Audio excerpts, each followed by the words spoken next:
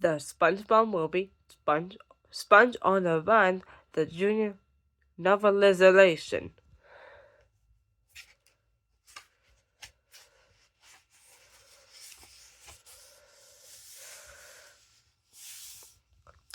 Chapter 6.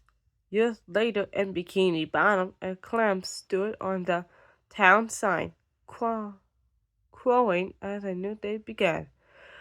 Cock-a-doodle doodle doo! In his pineapple house, SpongeBob was still sleeping, snoring away. Gary knew it was time to wake up. He climbed onto SpongeBob and said, "Meow." SpongeBob kept on snoring. Gary slid across SpongeBob's face, leaving a sticky trail of slime. SpongeBob woke up. "Oh, morning, Gary." Then he felt something on his face. "Ew, snail trail, yucky." He wiped the lines of slime and thought again. But oddly smooth little thing, the sun boy, and through the bedroom window caught SpongeBob's eye. He jumped out of bed, ran over to the window, and flung it open.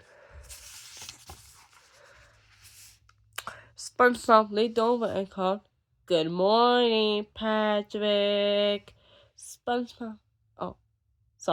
Patrick's rock house flipped open with its owner stuck to the bottom. "Good morning, SpongeBob." "Good morning, Patrick." SpongeBob repeated.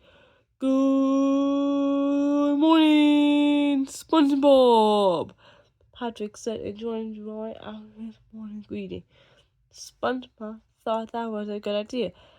"Good morning, Patrick." "Good morning, SpongeBob," Patrick yodeled. Squidward's sticky head house sat between SpongeBob's pineapple and Patrick's rock.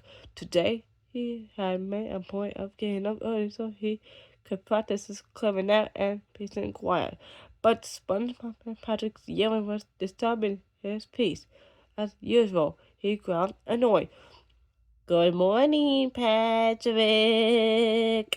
SpongeBob called, experiencing some more. Squidward considered sticking his head out of the window to yell his noisy neighbors, but then sighed and put his clarinet back in his mouth. What was the point of yelling what he'd done it a million times before?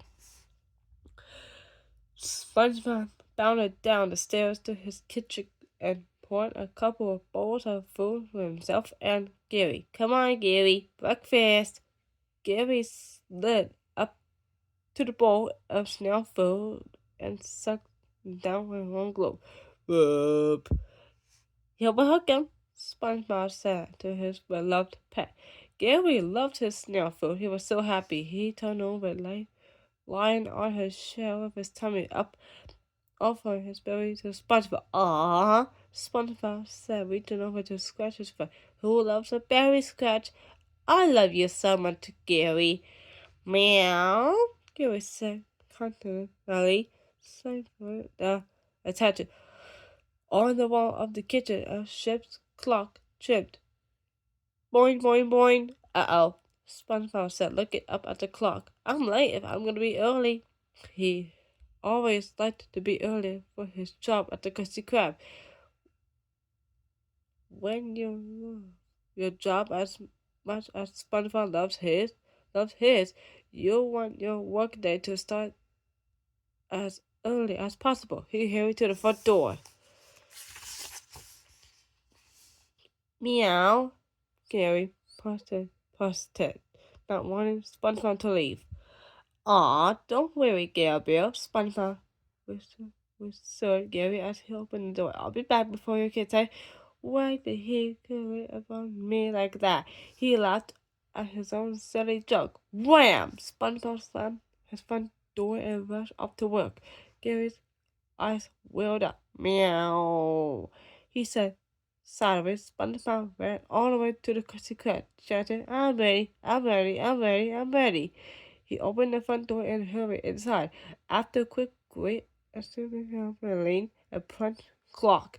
He understood the time his time clock. Ka-ching! When he pulled it out of the clock, the clock ran. I'm ready. La la la la la la la la la la la.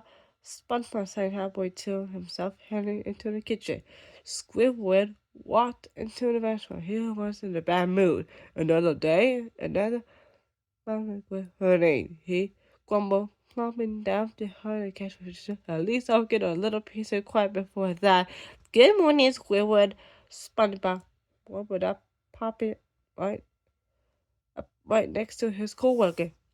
Squidward yelled, startled. Isn't it?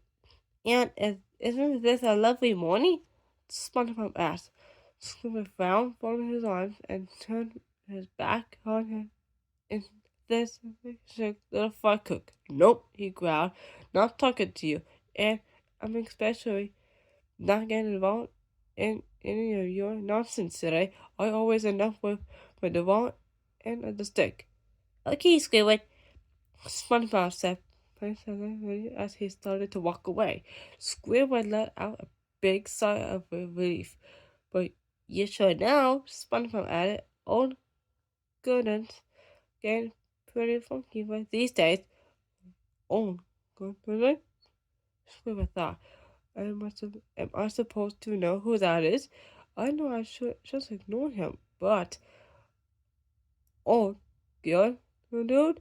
Squidward couldn't help asking, "Who the kelp is that?" SpongeBob was shocked. You worked with her for years. She's the 8-burner grill in the kitchen.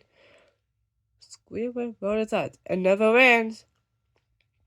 Ignoring Squidward's comments, SpongeBob went into the kitchen to prep his beloved grill, as he what he described to Squidward what he was doing through the window. Anyway, he said, to fire her up, you've got to spark her flames normally and jiggle her gas jets just a little, and then read her favorite story, The Little Griddle Who Could. Griddle Who Could. SpongeBob pulled out a worn book, turned to the page as it reads louder, bookmark, and started to read in a smoothly voice. Chapter 2, by word fresh from the freezer. Freezer, said the patties, and we're cold. Don't worry, I'll get you nice and warm, said the little griddle. Outside by the cash register, Squidward was annoyed by SpongeBob's chatter. He turned and stuck his head through the window. What did I just say? He barked. Don't involve me. And then kaboom!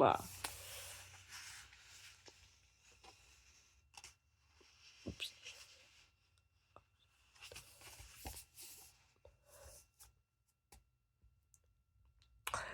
Stay tuned for Chapter 7 coming up soon.